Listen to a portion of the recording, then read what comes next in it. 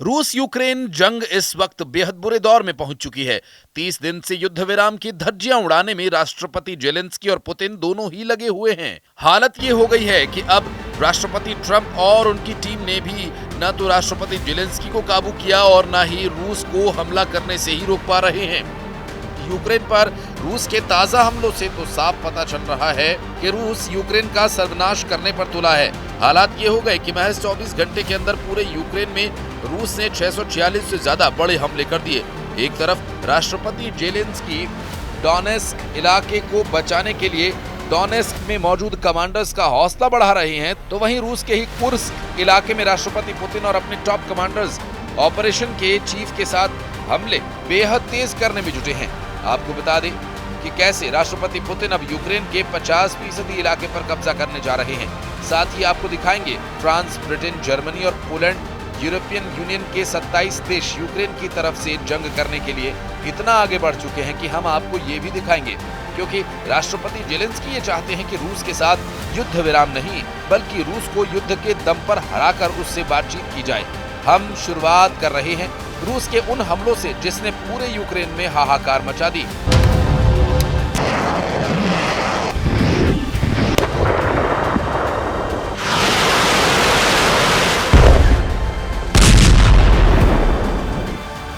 आखिर ऐसी क्या वजह है कि राष्ट्रपति पुतिन से 90 मिनट तक फोन पर बात करने के बाद पुतिन ने अचानक यूक्रेन पर हमला तेज कर दिया, जबकि दावा ये किया जा रहा था कि पुतिन और ट्रंप शर्तों के साथ 30 दिन के युद्ध विराम को लेकर लगभग राजी हो चुके थे।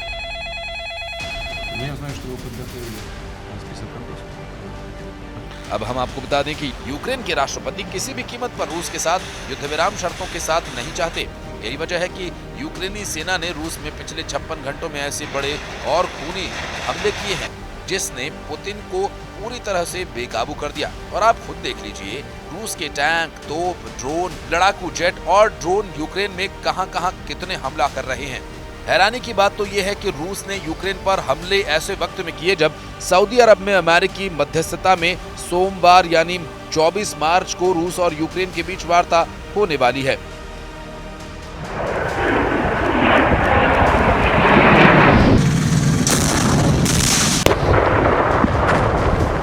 आप रूस के गुस्से का इसी से अंदाजा लगा सकते हैं कि रूसी सेना की मिसाइल्स और ड्रोन बिगड़े यूक्रेन के कई इलाकों के चीथड़े उड़ाकर रख दिए, जबकि रूस के लड़ाकू विमानों ने यूक्रेनी सैन्य ठिकानों और मोर्चों पर बेतहाशा बम और मिसाइलें दागी।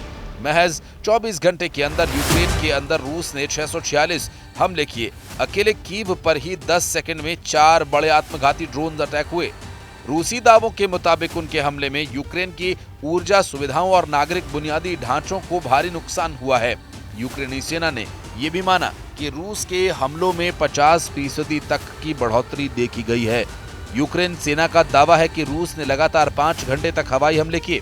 5 घंटे तक हवाई हमलों में सबसे ज्यादा नुकसान यूक्रेन की राजधानी कीव, बंदरगाह शहर ओदेसा को हुआ है, जबकि पिछले 7 दिनों से रूस ने यूक्रेन के जापोरिज्जिया और खिरसोन पर तेजी से कब्जा करने के लिए पूरी ताकत झोंक दी है। कीव पर रूस के हवाई हमलों से भारी नुकसान हुआ है। रूस के ड्रोन अटैक में 3 बच्चों की भी मौत हुई है, जबकि एक 5 साल का बच्चा भी हमले में मारा गया। 20 से 25 मंजिला 2 इमारतें रूसी हमले में पूरी तरह से तबाह हो गईं। कीव के मेयर विटाली किल्स्को का दावा है कि ऊंची अपार्टमेंट इमारतों में आग लग गई है। यूक्रेन के क्षेत्रीय गवर्नर वादिम फिलाशकिन का कहना है कि रूसी गोलीबारी में पूर्वी यूक्रेन शहर पोक्रोवस्क में 3 लोगों की मौत हो गई, जबकि यूक्रेन क्रामाटोर्स्क और रूस के दक्षिण क्षेत्र रोस्तोव में भयंकर ड्रोन हमले हुए हैं। रूसी सेना के तूफानी हमलों ने सारे रिकॉर्ड्स तोड़ दिए। पिछले 24 घंटे में पूर्वी यूक्रेन, दक्षिणी यूक्रेन और पश्चिमी यूक्रेन पर सबसे प्रचंड हमले रूसी सेना की तरफ से किए जा रहे हैं। हैरानी की बात तो यह है कि जैसे एक तरफ रूसी सेना ने अपने सुखोई और मिग सीरीज के लड़ाकू विमानों से यूक्रेनी सेना के ठिकानों को तबाह कर डाला, वहीं रूस की बैलिस्टिक क्रूज और हाइपरसोनिक मिसाइल्स ने यूक्रेन के डोनेस्क, खार्किव, खेरसोन, जापोरिज्जिया पर अंधाधुंध हमले किए।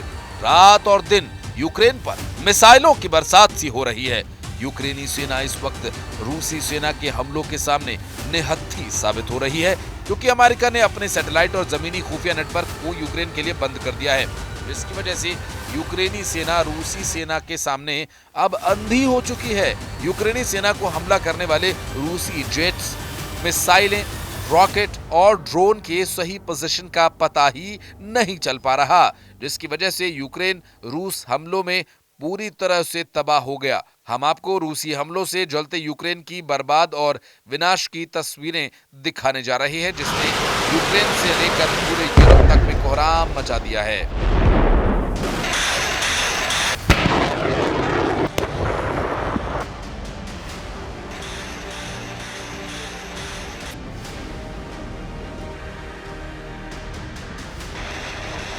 दोनों के ही तेवरों और बॉडी लैंग्वेज को देखकर साफ लग रहा है कि जंग को तेज करने के लिए कोई कसर नहीं छोड़ी जा रही है। और यूक्रेन के डोनेस्क में राष्ट्रपति जेलेंस्की ने 22 मार्च को अपने टॉप कमांडर के साथ मोर्चों पर जायजा लिया और फिर कमांडर्स के साथ मीटिंग की। ठीक इसी तरह से राष्ट्रपति पुतिन ने 12 मार्च को ही रूस के कुर्स्क क्षेत्र का दौरा किया। फौजी वर्दी पहने हुए पुतिन के तेवरों को देखकर साफ लग रहा है कि वो यूक्रेन पर जरा भी रहम नहीं करने वाले। आपको बता दें कि राष्ट्रपति जेलेंस्की ने डोनेस्क के रणनीतिक पूर्वी शहर पोक्रोवस्क में मौजूद यूक्रेनी सशस्त्र बलों की 59S सेपरेट असॉल्ट ब्रिगेड की फील्ड मुख्यालय का दौरा किया। वहां की ड्रोन इकाइयों के कमांडर्स को साफ आदेश दिए कि हर हाल में रूस पर हमले तेज करो। वहीं दूसरी तरफ पुतिन ने कुर्स्क मोर्चे पर मौजूद रूसी जनरल स्टाफ के प्रमुख वालेरी गेरासिमोव की एक रिपोर्ट सुनी, जिसमें रूसी जनरल स्टाफ के प्रमुख वालेरी गेरासिमोव ने दावा किया कि कुर्स्क इलाके से यूक्रेनी सेना को खदेड़ा जा रहा है। 50,000 सैनिकों को घेर लिया गया है और यहां यूक्रेनी सेना की मदद कर रहे नाटो के 50 अफसरों को भी घेर लिया गया है। कुल मिलाकर पुतिन और जेलेंस्की दोनों ही एक दूसरे के खून के प्यासे हो चुके हैं। पूर्ण युद्ध विराम का सौदा एक हफ्ते से टेबल पर है। युद्ध विराम नहीं हो पा रहा क्योंकि पुतिन इस प्रस्ताव को स्वीकार नहीं करते, इसलिए हमें रूस पर दबाव बनाने की आवश्यकता है। भयानक गर्जना के साथ दहाड़ते हुए यूरोप के फाइटर जेट्स रूस से सीधी जंग के लिए तैयार हो रहे हैं। पश्चिमी मीडिया का दावा है कि फ्रांस, ब्रिटेन, जर्मनी, पोलैंड जैसे देशों को खुफिया जानकारी मिली कि रूस बेहद तेजी से यूक्रेन के साथ साथ रूस से सटे यूरोपीय देशों को तबाह करने जा रहा है। दावा तो यहां तक किया जा रहा है कि नाटो देशों के हजारों टैंक, तोप, मिसाइलें और सैकड़ों फाइटर जेट्स, इसमें रफाल, मिराज और यूरो फाइटर जेट्स शामिल हैं। रूस में सुखोई और मिग सीरीज के लड़ाकू विमानों से आमने सामने की डॉग फाइट के लिए तैयार हो रहे हैं। जो जानकारी मिल रही है उसके मुताबिक रूस ने बड़ी तेजी से अपने लड़ाकू विमानों, हेलीकॉप्टर्स, मिसाइल और ड्रोन से यूक्रेन के साथ साथ नाटो देशों को निशाने पर लिया है।